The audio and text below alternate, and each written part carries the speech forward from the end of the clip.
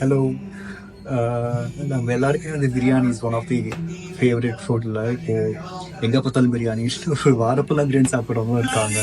அந்த அளவுக்கு பிரியாணி கிரேஸ் நம்ம ஊரில் ரொம்ப ஜாஸ்தி. And there is lot of varieties. Hyderabad style dum biryani, அப்புறம் பேங்க் சைட் மட்டும் பார்த்தீங்கன்னா தொன்ன பிரியாணி, நாங்க ஸ்டைல் தொன்ன பிரியாணி, நாகூரில் பார்த்தீங்கன்னா தொன்ன பிரியாணி, இந்த மாதிரி நிறைய வெரைட்டிஸ் ஆஃப் பிரியாணி இருக்குது. ஆனால் நம்ம எல்லாருக்குமே ரொம்ப ஃபேவரட்டான ஒரு ஸ்டைல் பார்த்தீங்கன்னா ஆம்பூர் பிரியாணி, அப்புறம் திண்டுக்கல் ஸ்டைல் தலப்பாக்கட்டி பிரியாணி, அப்புறம் திண்டுக்கல் முஜ்ஜி பிரியாணி கூட ரொம்ப ஃபேமஸுங்க. அதோட டேஸ்ட் வேறு லெவலில் இருக்கும். ஸோ நானும் திண்டுக்கல் ஸ்டைலில் சீரக சாம்பா பேஸ்ட் பிரியாணி பண்ணணுன்னு ரொம்ப ஆசையாக இருந்துச்சு. ஸோ சூப்பர் மார்க்கெட் போனப்போ ஐ ஃபவுண்ட் திஸ் ஆட்சியில் திண்டுக்கல் பிரியாணி அப்படின்ட்டு. அது பெரிய ப்ரொமோஷன்லாம் கிடையாதுங்க, என்னோட ஓன் இன்ட்ரெஸ்ட்டில் நான் பண்ணுறேன். இந்த பேக்கேஜில் பார்த்தீங்கன்னா 1 to 1 kg வரைக்கும் பிரியாணி பண்ணுற அளவுக்கு கொடுத்துருக்காங்க. இதில் சீரக சம்பா ரைஸ் இருக்குது, மசாலா எல்லாமே இருக்குது. அப்புறம் பின்னாடி வந்துட்டு எப்படி பண்ணோங்க செய்முறையை கொடுத்துருக்காங்க, டைரக்ஷன் ஆஃப் யூஸ். இது கூட ஒரு சேமியா கூட ஃப்ரீயாக கொடுத்தாங்க, பேஷனேட்ஸ். ஒரு நியூ இயர் கொடுப்பாங்களா, கிறிஸ்மஸ் கொடுப்பாங்க தெரியல, பட் வச்சுருக்கேன், அது அப்புறம் பண்ணலான்ட்டு. Let's try it out. இது எப்படி வருதுன்னு நான் பார்த்துட்டு சொல்கிறேன்.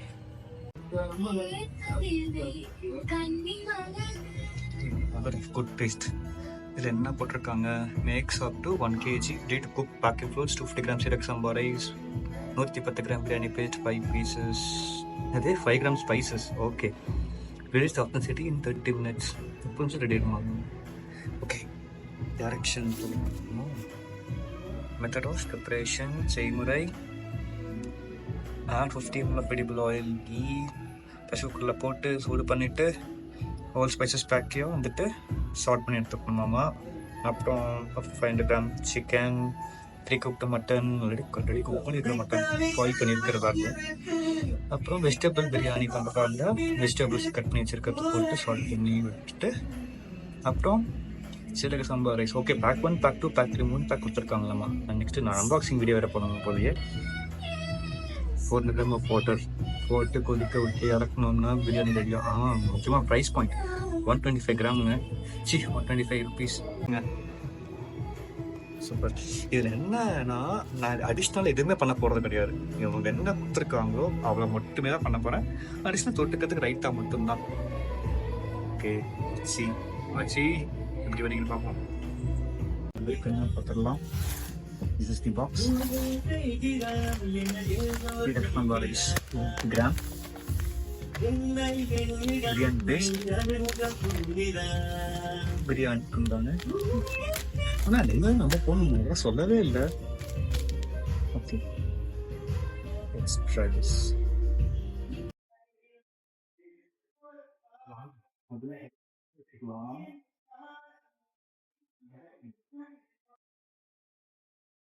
நெய் யூஸ் பண்ண சொல்லியிருக்காங்க.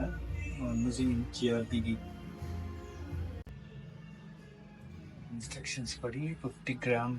அது இவ்வளோனே தெரில, ஆனால் ஆட் பண்ணிட்டேன். அப்புறம் இந்த 10 gram தான் போட்டாச்சு. இதை கொஞ்சம் ஷார்ட் பண்ண சொல்லியிருக்காங்க.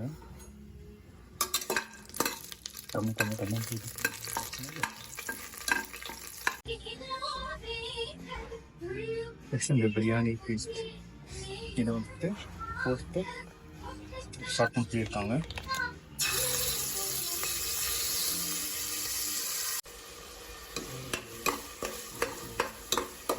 ஷார்ட் பண்ணிட்டு இருக்கிறேன்.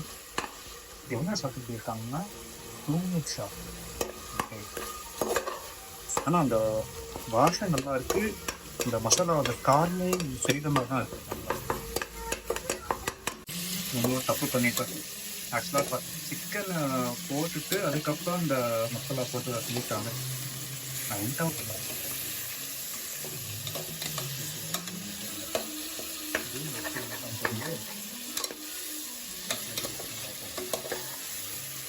இந்த நெய் ஃபஸ்ட்டு இந்த நெய் விட்டு அதை மாற்றி பண்ணிட்டாங்க.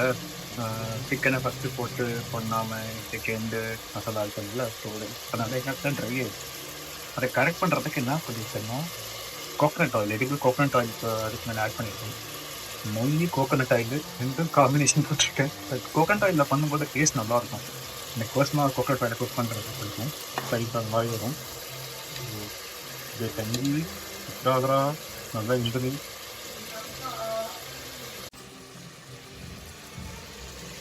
மசாலா நல்லா இறங்குது. கொஞ்சம் லிட்டு போட்டும் வேக வச்சிருக்கேன். இந்த மசாலா பார்க்குறப்போ கன்சிஸ்டன்சி வந்து ஷெஃப்டியும் அவரோட கண்டிப்பாக பிரியாணி சைட் வீடியோ பார்த்துருக்கோம்.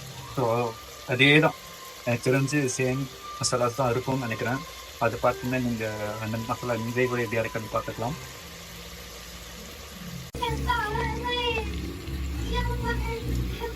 நாங்கள் இப்போ சம்பவத்தோட அடுத்த கருத்துக்கு வந்திருக்கோம். ரைஸ் ஆட் பண்ணலாம். இந்த ஏரியா ஃபுல்லாக ஏரியா மாதிரி போட்டு உப்பு இப்போ இறங்கிடுறப்போ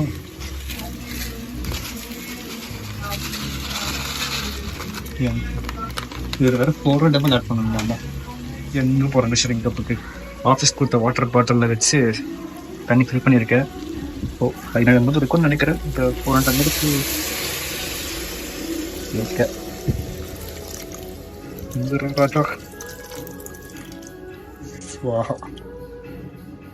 இப்போ மிக்ஸ் பண்ணிக்கலாம். என்னடா சால்ட் தேவையான அளவை பற்றி போடவே இல்லையான்னு பார்த்தேன். ஆனால் தேர்ட் ஸ்டெப் தான் இருக்குது.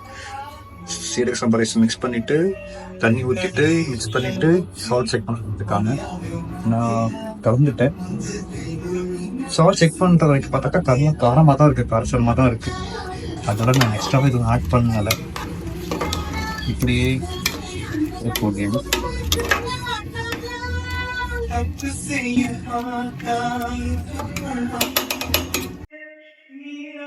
நம்ம மிஷனோட தேர்ட் ஸ்டேஜுக்கு வந்துட்டோம். ப்ரெஷர் குக்கரில் விசிலில் போட்டாச்சு. 30 மினிட்ஸ் வெயிட் பண்ணணுமாம்மா. வெயிட் பண்ணுவோம், காத்திருப்போம்.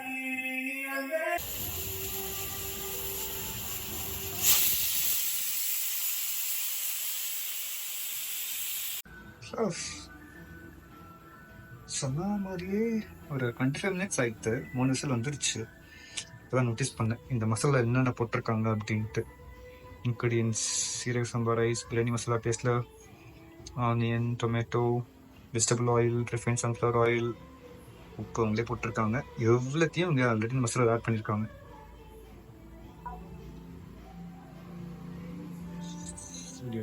பிரியாணி ப்ரெஷர் ஃபுல்லாக இறங்கிடுச்சு. ஓப்பன் பண்ணி பார்ப்போம்.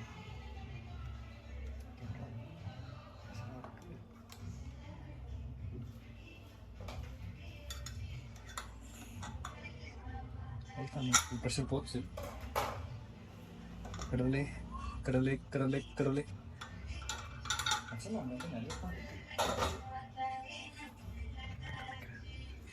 பாருங்க நல்ல கலரு. ஆனால் எப்படி மசாலா வாங்கிக்கின்றீங்க?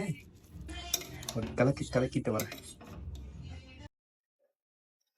ஏங்க சூப்பராக வந்திருக்குங்க. ஆனால் என் லெக் பீஸ் போயிடுச்சு. இங்கே பாருங்க, விட்டுறாதரா தம்பின்னு விட்டுட்டான். வெறும் எலும்பு தான் அது. மற்றபடி மசாலா நல்லாவே இறங்கிடுச்சு. சாஃப்டாகவும் இருக்கு chicken. Should be successful mission. சாப்பிட்டு பார்த்து கன்க்ளூட்.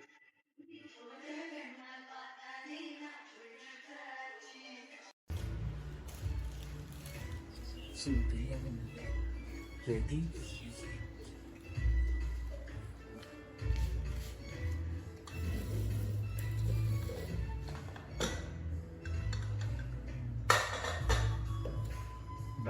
ஜம்ப் இருக்கு.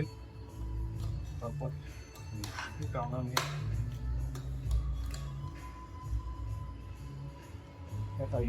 வாடகை ஏற்படுச்சு. இந்த இலையும் கேட்கு நிறைய சிக்கன் போட்டுட்டேன்.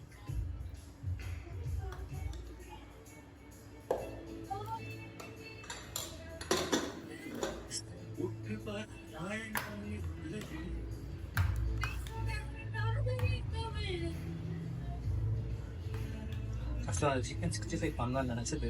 இதுவே நிறைய இருக்குதா, நல்லா அப்புறம் காசு மிச்சிட்டாச்சு.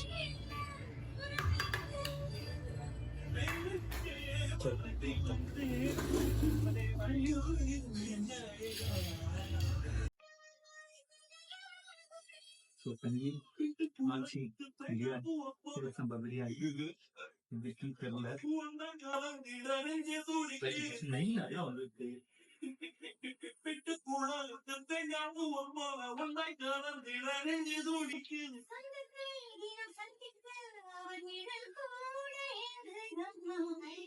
ரைஸ் கொஞ்சம் இருந்திருக்கலாம்.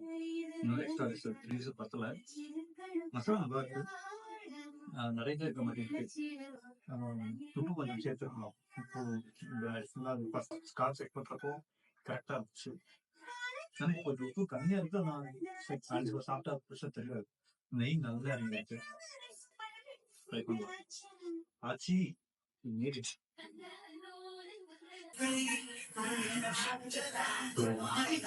ஃபைனலி திண்டுக்கல் தலப்பாக்கட்டி பிரியாணி ஆச்சி மசாலா மூலியமாவே பண்ணியாச்சு.